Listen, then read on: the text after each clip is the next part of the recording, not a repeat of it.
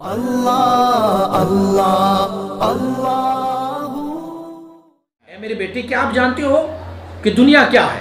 آپ فرماتے ہو دنیا وہ ہے آنچ ترا از حق سبحانہ و تعالی باز دارت، جو تجھے تیرے رب سے دور کر لے، بس وہ دنیا ہے۔ کاروبار ہے تجھے اپنی رب سے دور نہ کری، وہ دنیا نہیں ہے۔ تمہارے پاس مال دولت پیسے، یار ذرا سے ہسٹری تو دیکھیں نا۔ سیدنا سلیمان علیہ نبینا علیہ السلام، سیدنا داود علیہ نبینا علیہ السلام، سیدنا ابراہیم علیہ نبینا علیہ السلام، یہ دیکھو بادشاہوں کے بادشاہ گزرے ہیں، ذوالقرنین۔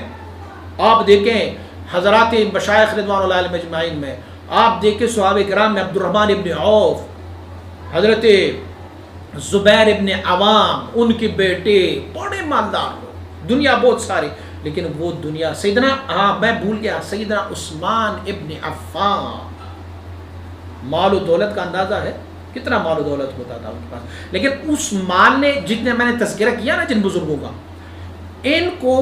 ان کے مال نے رب سے دور نہیں کیا، بلکہ ان کی مال نے اسے رب کی اور قریب کر دیا۔ فلہذا وہ ان کے حق میں دنیا نہیں ہے۔ دنیا کیا ہے؟ چیز دنیا از خدا غافل شدن، نیک قماش و نقرہ و فرزند و زن۔ دنیا کیا ہے؟ جو تجھے تیرے رب سے غافل کر دے۔ نہ مال، نہ دولت، نہ بیوی، نہ بچے، یہ دنیا میں شامل نہیں ہوتے تب تک جب تک کہ تجھے اپنے رب سے اس کو، یہ چیزیں آپ کو غافل نہ رکھے، یہ دنیا نہیں ہے۔ بس معلوم یہ ہوا کہ بیوی، بیٹے، مال، جاہ، ریاست، لہو و لعب اور ان چیزوں پر شغل رکھنا جو لا یعنی کوئی فائدے والی چیز نہیں ہوتی، وہ ہما داخل دنیا است، وہ سب دنیا میں داخل ہو گئے۔ تیرے اور تیرے بیٹے کی وجہ سے رب کی درمیان کوئی حائل واقع نہیں ہوا، تیری بیوی تیرے رب کے درمیان حائل نہیں ہوئی، تیرا مال، تیرا جاہ، تیرا جلال، تیرا ریاست، یہ اللہ اور تیرے درمیان حائل نہیں ہوا، یہ دنیا نہیں۔ اور اگر یہ ساری چیزیں حائل ہوتی ہے تو پھر یہ تیرے حق میں دنیا ہے۔ اب آتے ہیں مجد الفسانی رحمۃ اللہ تعالی کے قربان جائیں، کیا آپ فرما رہے ہیں؟ آپ فرماتے ہیں یہ بھی یاد رکھو کہ وہ علوم جو آخرت میں تیرے کام نہ آئے نا، وہ بھی دنیا ہی ہے، وہ بھی دنیا ہے۔ وہ علوم جو آخرت میں تیرے کام نہ آئے نا، وہ یار ذرا پوچھ کے تو بتا، APPLE کے بارے میں پوچھا جائے گا قیامت میں، تجھے یاد تھا کہ نہیں یاد؟ H2O کے بارے میں، فارمولیشن کے بارے میں پوچھا جائے گا کہ یار پانی کس چیز سے بنی، اور آکسیجن اور نائٹروجن اور ہائیڈروجن کس چیز سے بنی، پوچھا جائے گا۔ یہ تجھ سے نہیں پوچھا جائے گا، یہ وہ علوم نہیں ہے جس کے بارے میں تجھ سے قیامت والے دن پوچھا جائے گا۔ تجھ سے پوچھا جائے گا تو نماز کس طرح پڑھتے ہوتے تھے، روزہ کیسا تھا، اللہ کی معرفت، ان اللہ و ملائکتہ، اللہ، ملائکہ، رسول، اس کے علاوہ یوم الآخر، قدر خیر شر من اللہ تعالی، بعث بعد الموت، انبیاء اور رسول کے بارے میں، قرآنی صحیفوں کے بارے میں، آسمانی صحیفوں کے بارے میں، یہ وہ علوم ہے جس کے بارے میں پوچھا جائے گا۔ تو آپ فرماتے ہیں وہ علوم جو آخرت میں تمہارے کام نہ آئے، وہ بھی دنیا ہی ہے۔ اب آپ فرما رہے ہیں کہ یار تم نے تو بڑی بات کی۔ فرمائے اگر تحصیل نجوم و منطق و ہندسہ و حساب و امثال انہا از علوم لاتعیل بکار میں آمد، فلاسفہ از اہل نجات میں بودند۔ سبحان اللہ۔ فرماتے ہیں دیکھو، اگر علم نجوم، علم منطق، علم ہندسہ، علم حساب، میتھمیٹک، ریاضی، سائنس، ٹیکنالوجی، جغرافیہ، آپ فرماتے ہیں اگر یہ چیزیں یہ اگر کام کی ہوتی تو فرماتے ہیں جتنی بھی فلسفی لوگ ہوتے ہیں سب اہل نجات ہوتے۔ وہ یار تو بڑے نام آپ نے نہیں سنے ہیں، قارون تھا، وہ تو میتھمیٹک کا ماسٹر تھا، افلاطون نام کا، ہم مانتے تو اسے ہیں، سقراط کو ہم مانتے ہیں، بقراط کو ہم مانتے ہیں، یار اتنے بڑے تھے وہ فلسفی، اور ان کو نجات ملی؟ نجات نہیں ملی۔ فلہذا معلوم ہوا اچھا جس نے دینی اسلام کی علوم شرعیہ کو حاصل کیا ہوا ہے انشاءاللہ العزیز وہ نجات پر ہی ہے۔ تو یہ معلوم ہے۔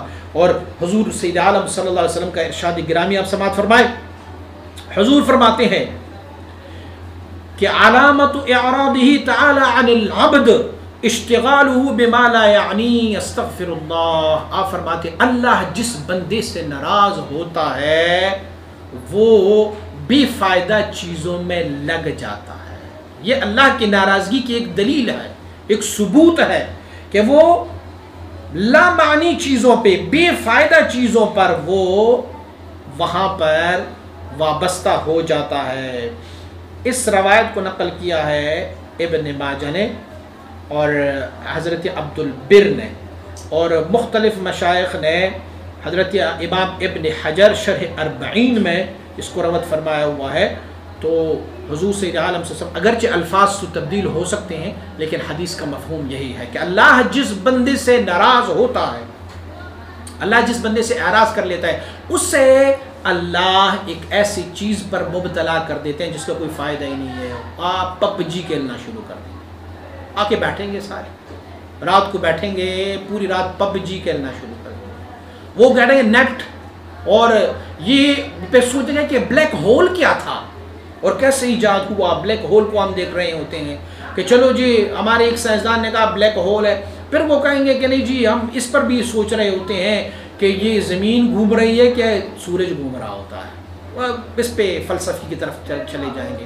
تو اللہ کریم جس بندے سے ناراض ہوتا ہے اسے ان چیزوں پر مبتلا کر دیتے ہیں جس کا کوئی فائدہ اسے آخرت میں نہیں ہوتا.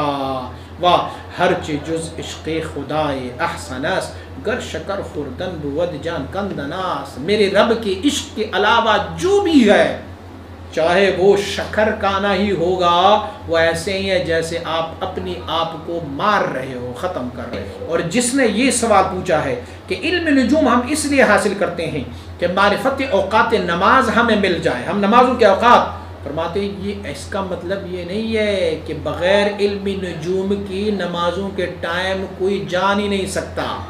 نہیں، بہت سارے لوگ ایسے ہیں جس کو علم نجوم کے بارے میں پتہ ہی نہیں ہے لیکن وہ ان کو پتہ ہوتا ہے کہ نماز کے اوقات کیا ہے. معنی اس کی یہ ہے کہ یہ علم نجوم بھی ایک ذریعہ ہے نماز اوقات جاننے کے لیے. وگرنہ ذرائع تو بہت سارے ہیں. میرے رب نے کیا ذریعہ بنایا ہوا ہے؟ سورج کو رب کائنات نے ذریعہ بنایا ہوا ہے نا، دن اور رات کو. اقم الصلاۃ لدلوک الشمس الی غسق اللیل وقرآن الفجر ان قرآن الفجر کان مشہورا.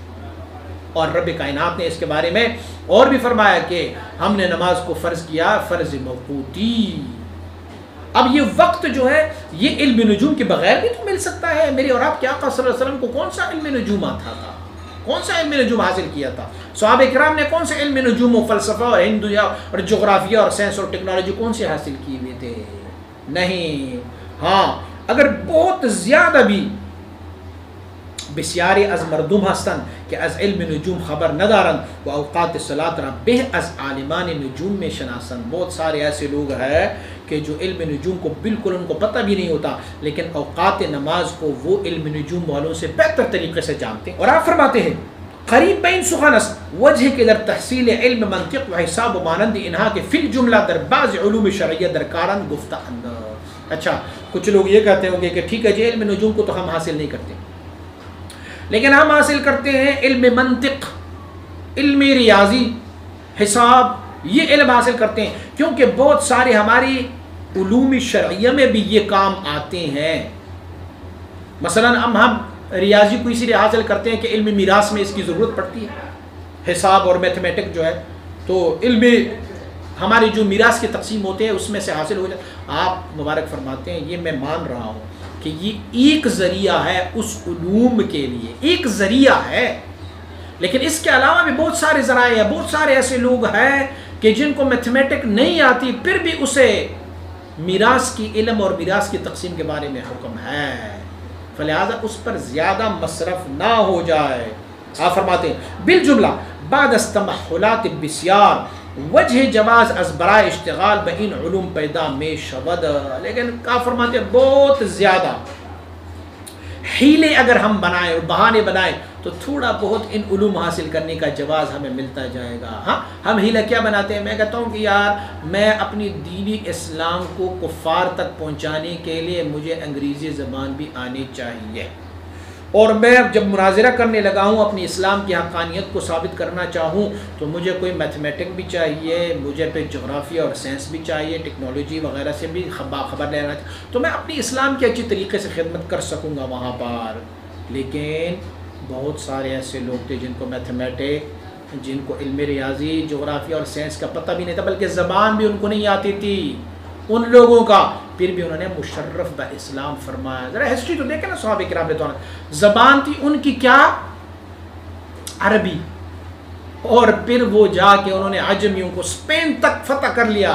اسپینش زبان کسی کو نہیں آتی تھی، لیکن اس کے باوجود انہوں نے اسپین کو فتح کر لیا، اور اپنی عربی خداداد صلاحیتوں کی وجہ سے انہوں نے کو مشرف با اسلام فرمایا ہے۔ اما اگر مقصود از خاندانی انہا غیر از معرفت احکام شرعیہ و تقویت ادلہ کلامیہ امری دیگر باشد و الا لا یجوز اصلا، فرماتے ہیں ٹھیک ہے، پھر میں مان رہا ہوں کہ یہ علوم آپ اس لیے حاصل کرنا چاہیں گے کہ اس میں سے میں اپنی دین کا خدمت کر لوں، معرفت احکام شرعیہ مجھے حاصل ہو جائے، علم نجوم اسی لیے حاصل کرتا ہوں کہ مجھے نمازوں کے اوقات معلوم ہو جائے، حساب اور علم منطق اسی لیے حاصل کرتا ہوں تاکہ میں میراث کے مسائل حل کر سکوں، یا میں غیر مسلموں کو مسلمان بنانے میں اس کو استعمال کر سکوں۔ فرماتے ہیں اگر یہ اس میں آپ کا نظریہ ہو تو پھر تو ٹھیک ہے، مان لوں گا کہ ٹھیک ہے تم حاصل کر لو، اور اگر یہ نظریہ نہ ہو، میں کہوں کہ یار جی میں نے پڑھنی ہے تو فرماتے ہیں الا لا یجوز اصلا، اگر یہ اس میں مقصد نہ ہو، صرف اپنی ڈگری لینا ہو، BBA MBA MA کرنا ہو، ڈگری لینا ہو، تو فرماتے ہیں یہ بالکل پھر جائز ہی نہیں ہے۔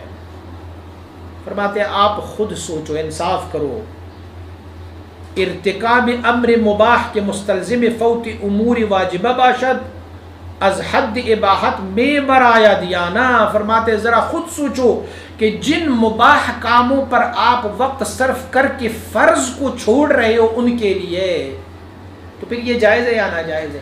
مباح وہ ہوتا ہے، میں نے جو تعریف کی کہ کرنے سے کوئی گناہ نہیں ہوتا، یا کرنے سے آپ کو ثواب نہیں ملتا، نہ کرنے سے کوئی گناہ نہیں ہے، اور آپ ان مباحات میں لگے رہو اور حتیٰ کہ فرائض ان کی وجہ سے ترک ہو جائے، تو پھر یہ مباح تیرے لیے جائز ہے یا ناجائز ہے؟ ہاں، نوافل پڑھتے رہو، اتنا پڑھتے رہو کہ فرض ہی کا ٹائم گزر جائے، اور فرض نہ پڑھو تو پھر یہ نفل جو ہے یہ باعث ثواب ہوگی۔